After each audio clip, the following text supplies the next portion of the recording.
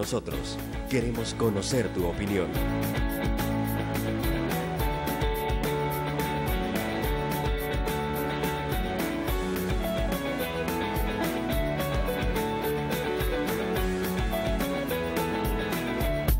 Continuamos con Así Estamos. Estamos listos para nuestra conversación de hoy y un tema muy relevante es la concesión de las frecuencias de radio y televisión. Se ha levantado sobre esto un tema público, hay quienes están hablando de que, pues bueno, debe cambiar la pertenencia de los medios, incluso la Superintendencia de Competencia hizo un informe sobre la concentración del mercado, etcétera, o sea, hay discusión alrededor de esto. Y había una demanda en la Sala de lo Constitucional sobre los mecanismos con el cual se viene asignando esa concesión a quienes solicitan al Estado que les den una frecuencia de radio y televisión, por considerar que violaba la Constitución, etcétera. Pues ya hay una resolución y sobre eso vamos a platicar. ¿Y esto qué impacto tiene al final en la vida de los medios televisivo y radial del país? Que es importante. Llegamos a ustedes precisamente porque hay una frecuencia, hay una concesión que nos permite hacerlo, a este canal y a otros, a la radio, y entonces lo que ha pasado en la sala,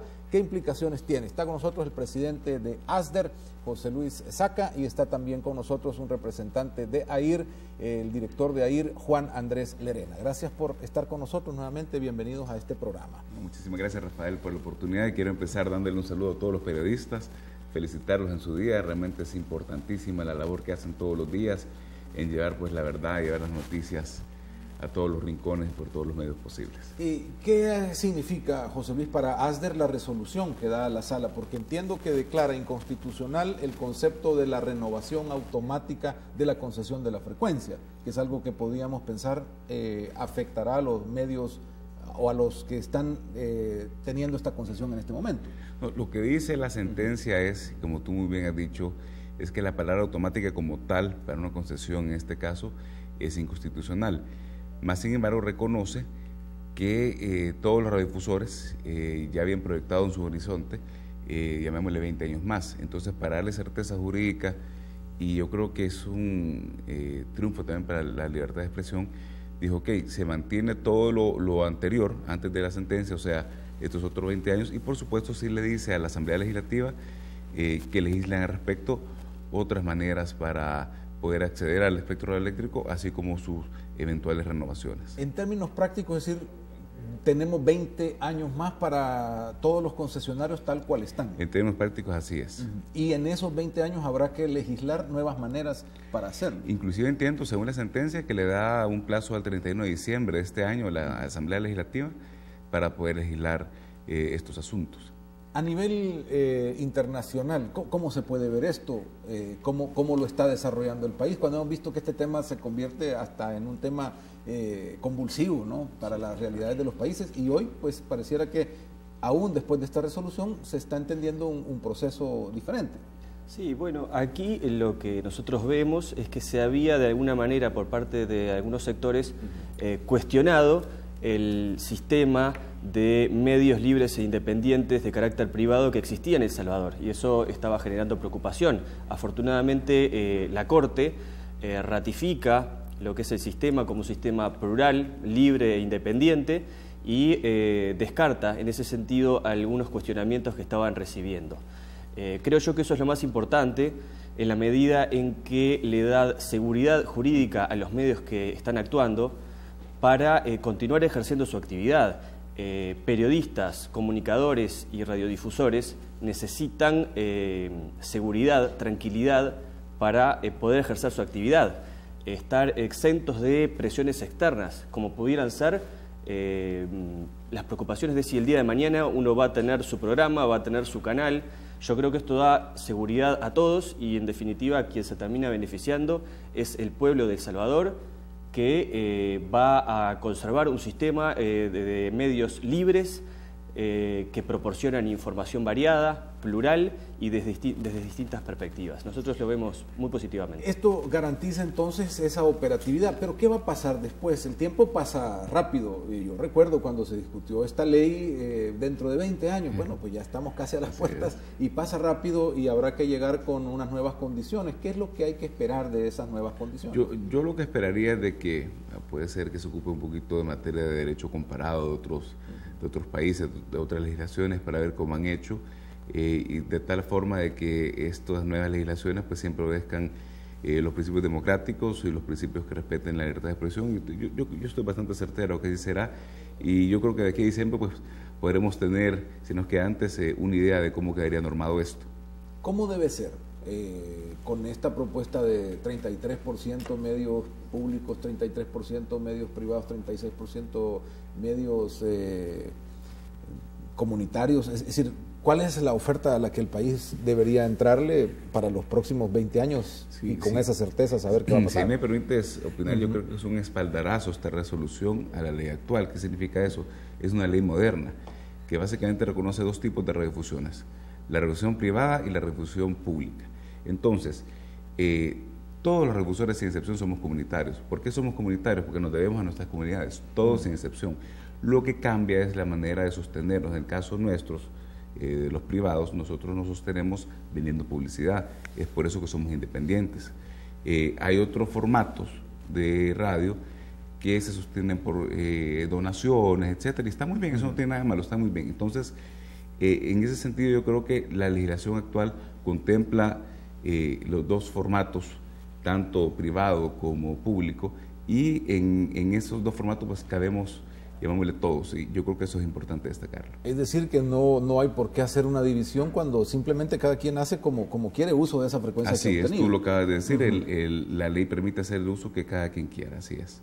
A nivel internacional, ¿qué es lo que debería privar? Porque hay tendencias, hay corrientes, incluso se ha traído acá las visiones de Naciones Unidas sobre el tema, y que considera que repartir los dial en esas proporciones es adecuado.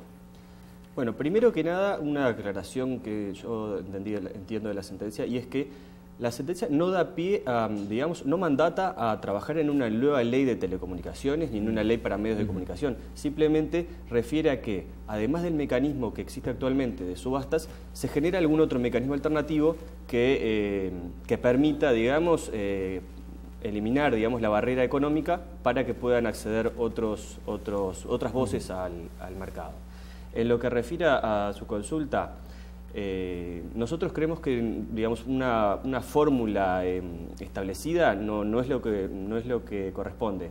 Hay que primero analizar las necesidades de cada país, es decir, cómo funciona cada país. No podemos traer unas fórmulas del exterior y aplicarla como si fuera un molde a cada país.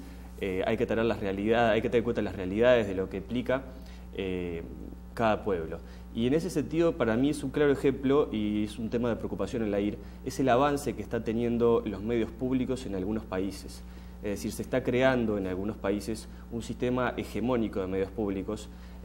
Podría citar los casos de Venezuela o Ecuador como los más claros, incluso en Argentina, en los cuales, primero, una gran cantidad de medios que controla el Estado, que naturalmente sostienen un mismo discurso, y es el discurso político, y a su vez otros medios, en este caso pueden ser de cualquier naturaleza o cualquier estándar de modalidad, que afines al gobierno, ya sea por ideología o en algunos casos por temor, también sostienen el discurso hegemónico. Y de esa manera se ataca a los medios privados, que son los independientes y los que generan, digamos, distintas corrientes de información y distintas corrientes de pensamiento.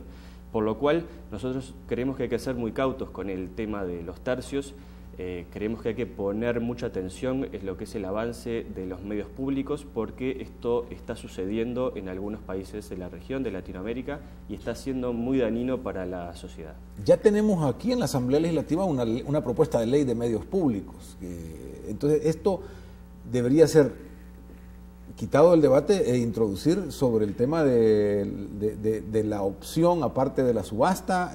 ¿Para dónde debería ir el debate? Por un lado, lo que acaba de decir, y por otro lado, ayer dijo el relator especial para la libertad de expresión de la OEA, el doctor Edison Lanza, que los medios públicos no se deben de ocupar para favorecer a ningún gobierno, ni al gobierno de turno, ni a ningún partido político. Él fue enfático en eso, estoy de acuerdo. Daba un ejemplo en, creo que me parece, Suecia, donde el director, por ejemplo, del medio público, habían pasado 15 años y no lo habían cambiado, ¿no? Que típicamente lo que decía el doctor Lanza era de que cambie el gobierno y cambie de nuevo el titular de algún medio público. Entonces, eso es importante, que la misión del medio público realmente se cumpla y que le lleve pues a la población la información que requieren de manera pues imparcial. ¿Hay métodos aparte de la subasta? Es decir, ¿qué se puede emplear? Porque creativamente habría que buscar otra manera, aunque no la descarta si dice buscar medios alternativos, es decir, podrían quedarse incluso con el tema de la subasta, aunque ese es más restrictivo porque lógicamente quien ofrece más se lleva, que también es un ingreso más para el Estado al mismo tiempo, pero para salir de ahí, ¿qué opciones hay realmente en el mundo para entregar frecuencias de radio y televisión? Bueno, la ventaja que tiene el procedimiento de subasta es que es un procedimiento objetivo, es decir, quien ofrece la mejor propuesta económica es quien tiene derecho de acceso a la frecuencia. Eso definitivamente es una ventaja porque elimina la discrecionalidad que puede tener el gobierno de turno para asignar la frecuencia. En general existen, es verdad, otros procedimientos de concursos públicos en los cuales se hace la propuesta de programación y en función de perfiles que se definen previamente se selecciona cuál es la propuesta de programación que se adecua más al perfil. De todas maneras, esta propuesta tiene el riesgo de que en última instancia quien define es una persona o es un grupo de personas. Es decir, no es al final del día un criterio objetivo y puede ser imperfecto, pero es un procedimiento que en general está en la mayoría de las legislaciones de los países de Latinoamérica. Y bueno, funciona con sus cosas buenas y sus cosas malas. A veces pueden haber muchas polémicas en la selección de estos procedimientos porque al definirlo personas, las personas cada uno tiene su opinión y les pueden ser muy diversas. Y en definitiva puede estarse mezclado en algunos aspectos con temas políticos, ¿verdad? ¿Cuánto eso hace, digamos, más impacto en la libertad de expresión que el tema de la subasta? Porque si hay un gobierno que me dice, mire, yo le voy a dar una frecuencia, pero el que me haga programas así, así y así, y son contenidos que políticamente le son favorables, entonces sí la va a entregar, versus la libertad de darle una frecuencia y como decía José Luis, pues bueno, yo defino si soy una ONG con un servicio público a través de mi transmisión o soy privado y me alimento, y si al público le gusta, entonces yo tengo éxito. Yo lo que pensaría es de que en definitiva se hace algún estudio de derecho comparado y creo que se debe tomar en cuenta la legislación actual, es decir, la revolución privada y la revolución pública no va a desaparecer. ¿Qué otros criterios? Bueno, se hará un estudio, imagino, para ver qué otros criterios se ocupan para asignar frecuencias, no solamente la subasta. Yo quiero reiterar, la subasta sigue siendo un criterio válido para asignar frecuencias, pero sí manda la sentencia de la Sala de lo Constitucional a legislar otros mecanismos también.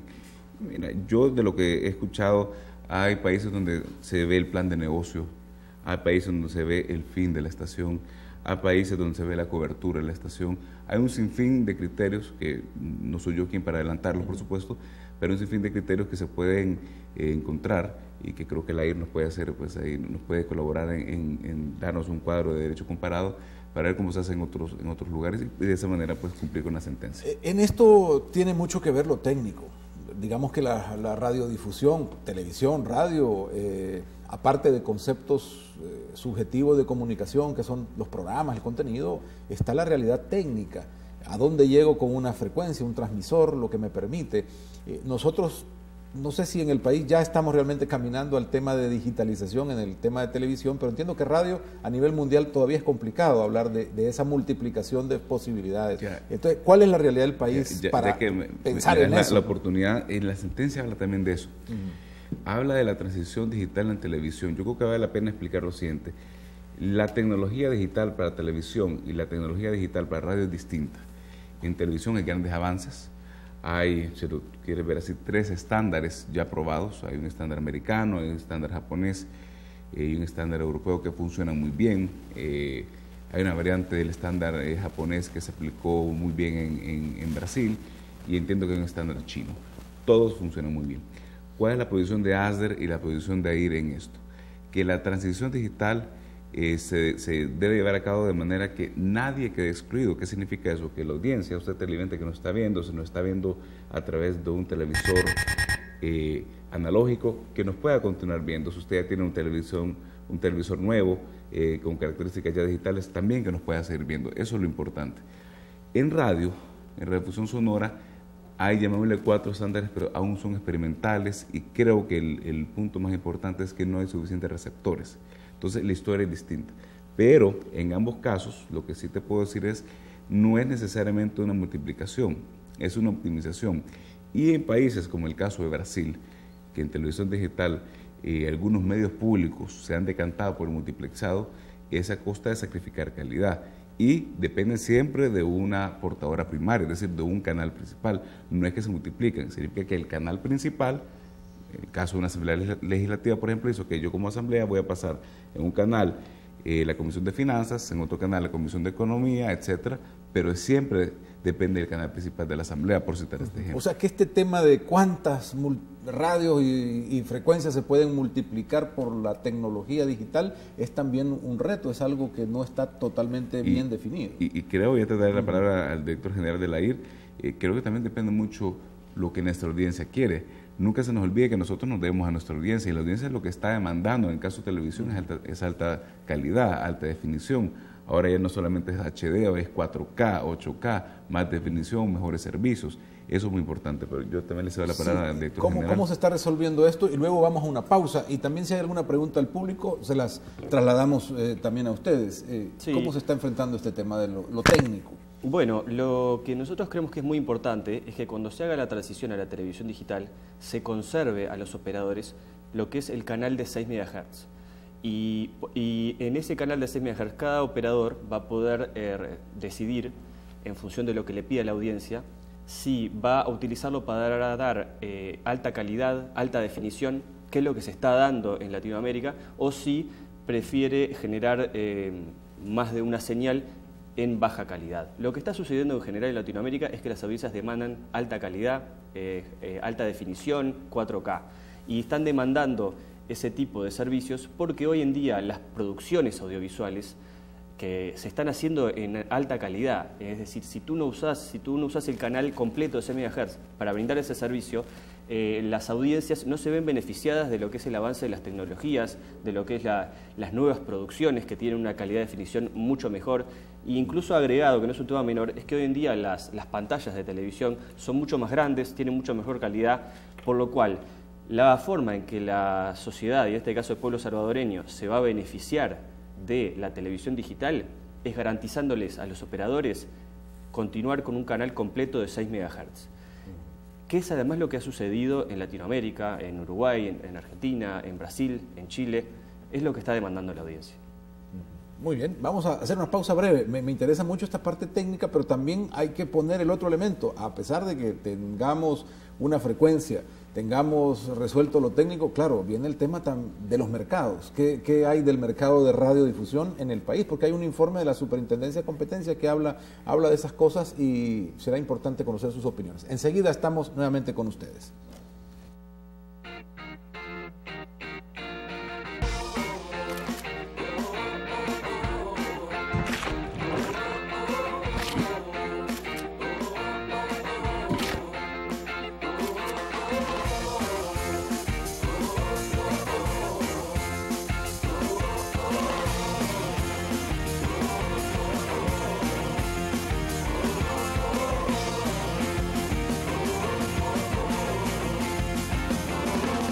Del Río es pura diversión.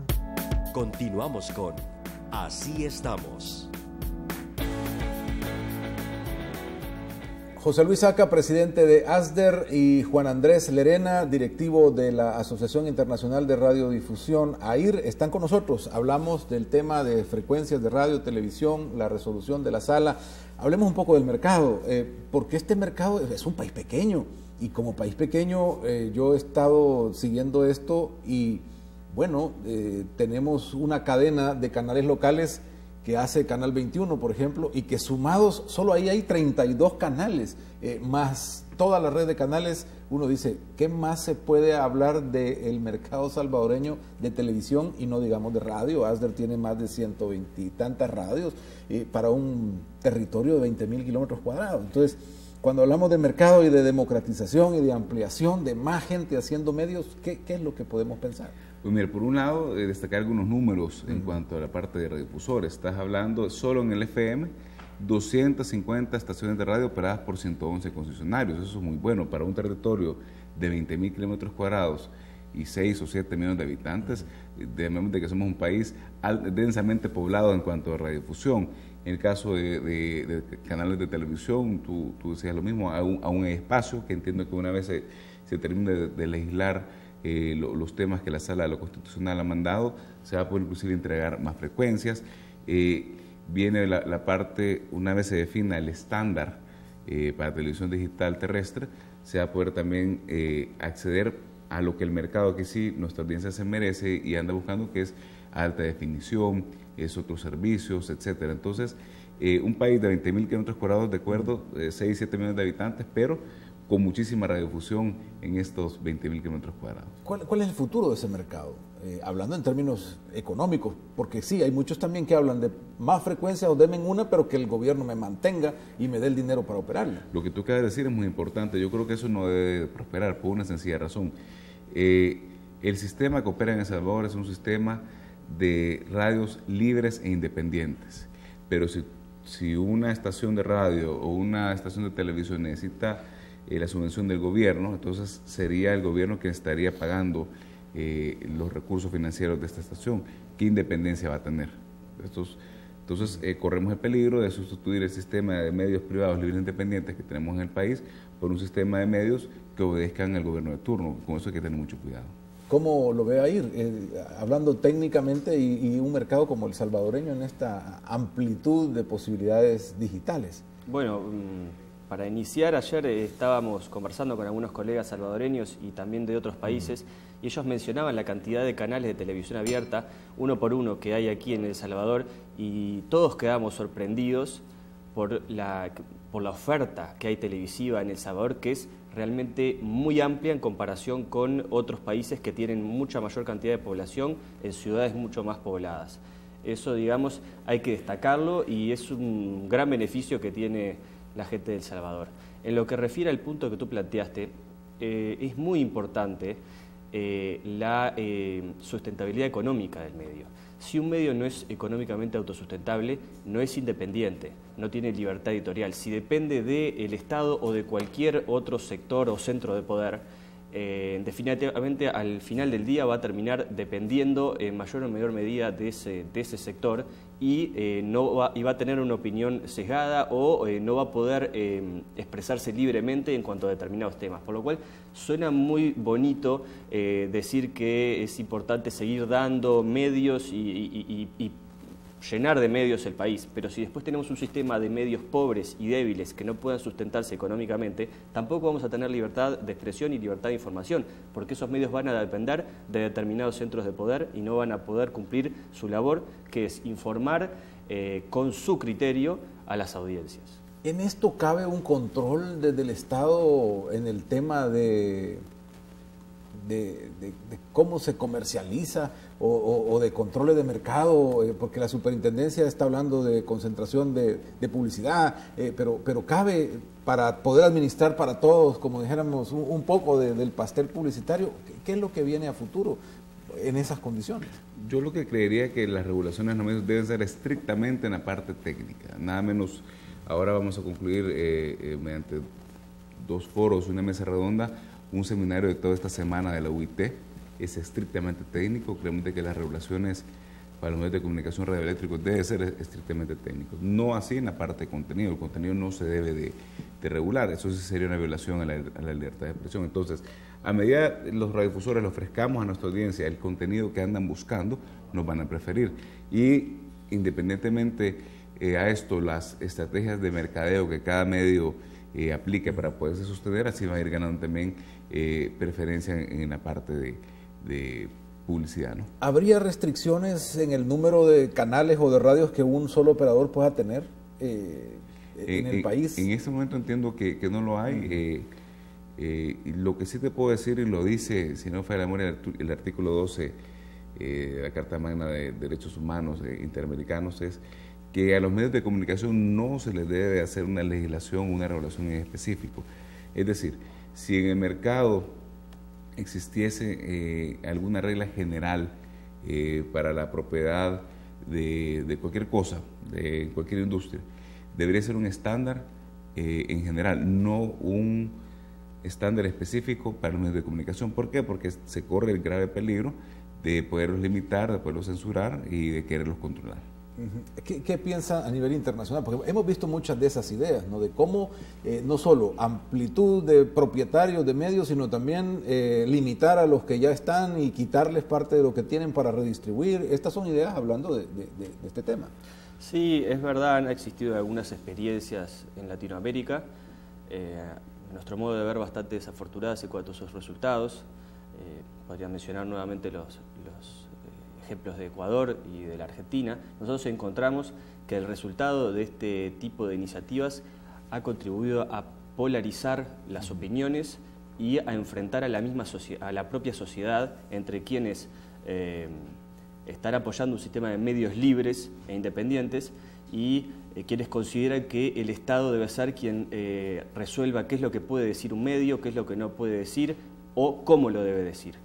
Y realmente el resultado ha sido nefasto y ha traído escasos beneficios y de los principios y de los argumentos que se han explicado para tratar de imponer estas leyes, realmente no se ha cumplido con ninguno de ellos. En ese sentido, la AIR va a seguir monitoreando la situación de estos países y esperemos que los resultados de estas leyes hagan concientizar a los legisladores, a los gobernantes, de que deberíamos ir por otro tipo de caminos. Los medios están diciendo alrededor de esta sentencia de la Sala que se ha logrado garantizar la libertad de expresión y el derecho de la comunicación, el derecho a ejercer la información. ¿Eso está garantizado con esta sentencia? Así es, recuerda Rafael, y lo vamos a ver, lo hemos visto en este programa, cómo los salvadoreños se expresan a través de la radiodifusión, ¿verdad? Aquí llaman, preguntan, se expresan. Eso se le ha garantizado a la población y eso creo que es un triunfo en favor de la libertad de expresión, y la libertad de expresión es de todos los salvadoreños. Que ese es otro elemento importante en esto. ¿Qué es lo que quieren las audiencias? Casi siempre hablamos de qué es lo que quiere el gobierno, qué es lo que quieren los empresarios que están concesionados, pero las audiencias, ¿cómo evaluar ese tema? Claro, yo creo que nos debemos a nuestras audiencias, eso es importantísimo. ¿Qué es lo que quieren? Es creo que el reto diario de todos los radiodifusores, poderles complacer o poderles llevar la información que quieren, el entretenimiento que quieren, ¿verdad? En este caso de la libertad de expresión, también a la audiencia le encanta mucho participar, le encanta mucho opinar, y eso es lo que se ha ganado aquí, que las audiencias se van a poder seguir expresando a través de estos medios de comunicación que tienen mucho tiempo de existir y que han ganado, llamémosle así, la preferencia de la audiencia, llevándoles la información y el entretenimiento que quieren. Las audiencias tienen ese poder de detener cualquier cosa y decir, no, mire, queremos esto que siga funcionando así. Yo creo que no hay que subestimar a las audiencias. Aquí estas experiencias que se han llevado adelante en otros países caen en ese error de entender que las audiencias no pueden, digamos, decidir qué es lo bueno y qué es lo malo para ellos, y que debe ser el gobierno quien debe indicar qué es lo que deben ver y qué es lo que no deben ver. Las audiencias deciden cuáles son los medios que tienen su credibilidad y a los medios que siguen. Y en la medida que esos medios pierdan la credibilidad de las audiencias, seguramente van a tener que cambiar y modificar sus propuestas, porque las audiencias en definitiva al final del día son lo más importante y lo que ellas quieren es lo que cada canal va a hacer lo imposible para tratar de proporcionarles. Pues muchísimas gracias por habernos acompañado, Juan Andrés, José Luis. Ha sido un gusto tenerlos en este programa, de verdad, y gracias, Rafael, conocer un poco gracias, lo que se ve. Un placer estar por aquí. Se está pensando sobre esta resolución de la Sala. Vamos a hacer una pausa nosotros y volveremos con el tráfico para también aquellos que están pensando salir de casa, que tomen sus opciones. Gracias nuevamente, muy amable. Muchísimas gracias, Rafael. Muy bien. Un placer y feliz día.